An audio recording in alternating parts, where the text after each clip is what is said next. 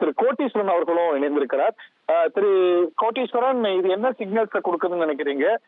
திரு செங்கோட்டையனை தாவேகா வரவேற்றிருக்கிறது. சீனியர்ஸே அங்க சேரல, சீனியர்ஸே இல்லை அப்படின்னு ஒரு பார்வை இருக்கும்போது ஒரு சூப்பர் சீனியர் சேர்ந்திருக்கிறார். இது அந்த கட்சிக்கு பலம் சேர்க்குமா, இல்ல இது வெறும் அலங்காரம் தான் நினைக்கிறீங்களா? கண்டிப்பா இது இன்றைக்கு தேதியில கட்சிக்கு ஒரு அலங்காரம். காரணம் என்னன்னா, ஒரு பேசு பொருளா இருப்பார் செங்கோட்டையன். ஒரு 2-3 நாளுக்கு தலைப்பு செய்தியில் இருப்பாரு. செங்கோட்டையன் இது ஆலோசனை நடத்தினாரு, இதை வழங்கினார் அப்படின்ற மாதிரி ஒரு பேசு பொருள், ஒரு அலங்காரமா இருக்கும்.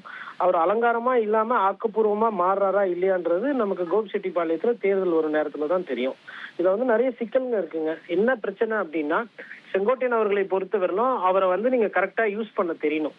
தாவேகா போன்ற ஒரு கட்சியில செங்கோட்டையன் எந்த அளவுக்கு ஃபிட்டா இருப்பாருன்னு தெரியல. ஏன்னா தாவேகாக்கும் விஜயகாந்த் அவர்களோட தேசிய முற்போக்கு திராவிட கழகத்துக்கும் நிறைய வித்தியாசங்கள் களத்துல இருக்கிறத என்னால பார்க்க முடியுது. அவருக்கு என்ன பதவி கொடுக்கப்படுது, அவர் எவ்வாறு யூஸ் பண்ணப்படுறாங்க அப்படின்னு பாக்குறாங்களா, இல்ல அவர் ஒரு ஒரு சம்பிரதாயத்துக்கு, அதாவது இன்னைக்கு தேதியில செங்கோட்டையன் அவர்கள் கடும் கோபத்துல இருக்கிறாரு.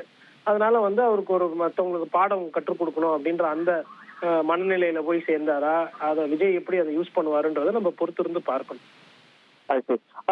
ஏன் பலன் தர மாட்டார்னு நினைக்கிறீங்க? அவருக்கு ஒரு கோபிச்செட்டிப்பாளையத்துல ரிசல்ட் என்ன பார்க்கணும்னு நீங்க, அவருக்கு ஒரு ட்ராக் ரெக்கார்டு இருக்குல்ல, அந்த பகுதியை தொடர்ந்து ஜெயித்து வரக்கூடியவர். அவர் தொடர்ந்து காலாகாலமா ஜெயித்து வரக்கூடியவர்.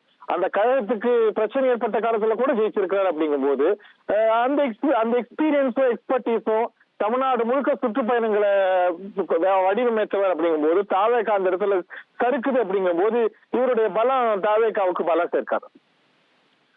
தாவேக்கான்ற ஒரு கட்சிக்கு ஒரு சின்னம் இன்னும் ஒதுக்கப்படவில்லை. என்ன சின்னம்ன்றது ஃபர்ஸ்ட். சின்னம் கிடைச்சோம்னா அவங்களுக்கு எவ்வளவு வாக்கு விகிதாச்சாரம் இருக்கு என்னன்றது கேள்வி. இவ்வளவு நாள் செங்கோட்டையன் அவர்கள் ஜெயிச்சது இரட்டை இலைன்ற ஒரு நல்ல ஒரு பெரிய வெற்றி சின்னத்துல நின்னார். அதனாலதான் தொடர்ந்து வெற்றி அவருக்கு. அப்போ இப்ப நான் உதாரணத்துக்கு கேட்கிறேன், துரைமுருகன் அவர்கள் இருக்காரு திமுகல, காட்பாடியில நின்னாரு. உதயசூரியன்ல நின்று போன வாட்டி 1000 ஓட்டுக்கு குறைவா தான் அவர் ஜெயிக்கிறாரு. அப்ப இந்த சீனியர் சூப்பர் சீனியர்ஸ்க்கு அந்த சின்னம் இல்லைன்னா அவங்களோட ரிசல்ட் எப்படி இருக்குன்றது ஃபர்ஸ்ட் பார்க்கணும். சின்ன மாறி நிற்கும் போது என்ன ஒரு சிக்கல் இருக்குன்னா, பழைய வயதானவர்கள் இன்னமும் நீங்க ரெட்டலையில தான் இருக்கிறீங்கன்னு நினைச்சிட்டு செங்கோட்டையன் நாளைக்கு பிரச்சாரத்துக்கு போகும்போது, என் ராசா உனக்கு தான் போட்ட ரெட்டலையில ஓட்டுன்னு வாங்க. அப்ப செங்கோட்டையன் ரெட்டலையில இன்னும் நினைச்சுக்கிட்டு இருக்காருன்னா, இது மாதிரி எல்லாம் சமீபத்துல சேகர் பாபுக்கும் சென்னையில நடந்திருக்குங்க. இந்த மாதிரி தேர்தல் நேரத்துல கடைசி நேரத்துல நீங்க போய் மாறி போகும்போது யாரும் இழக்க கூடாதுங்கிற அப்ரோச் திராவிட முன்னேற்ற கழகத்தை நம்ம பாக்குறோம். இப்ப இந்த நிலையில கூட அதிமுக ஒரு சீனியர் இன்னொரு கட்சிக்கு போராடுங்கும் போது நம்ம பக்கம் இழுக்கலாமா அப்படிங்கிற முயற்சி திராவிட முன்னேற்ற கழகம் ஒரு ஆளுங்கட்சியா இருந்தாலும் பலமா இருந்தாலும் கூட எடுக்குது. Taking no chances, leaving nobody behind அப்படின்னு. அதிமுக யார் போனாலும் பரவாயில்ல அப்படிங்கிற அப்ரோச் ஒரு